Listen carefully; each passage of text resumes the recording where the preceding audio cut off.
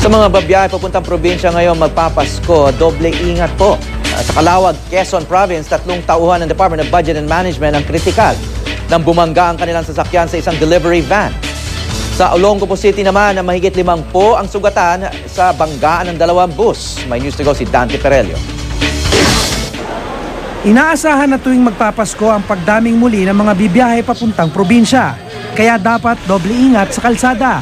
Kahapon lang, 2 pampasaherong bus na parehong pag-aari ng Victory Liner ang nagbanggaan sa Olongapo City. Ang itinuturong dahilan, madulas na bahagi ng kalsada sa barangay Old Cabalan, pababa noon sa pakurbang bahagi ng daan ng bus mula Pasay City. Dumulas ito sa kabilang lane at sumalpok sa bus sa kasulungat na direksyon. Hindi niya makakontrol yung kaila. Dumulas na sa daan. Ayon sa DPWH Region 3, ipapa-inspeksyon nila ang lugar at ipapaayos kung kailangan para hindi na maulit ang aksidente, lalo't inaasahang darami ang bibiyahe ngayong magpapasko.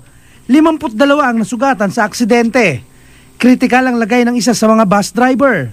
Ito po yung driver ng bus na naipit po at nang dahil po rito po ay nagkaroon siya ng abdominal injury. Nangako ang Victory Liner na sasagutin ang pagpapa-ospital sa mga nasugatan. Sa Calauag, Quezon naman, sumalpok ang isang AUV sa isang delivery van. Sakay sa AUV ang ilang empleyado ng Department of Budget and Management. Sugatan ang 5 sa kanila.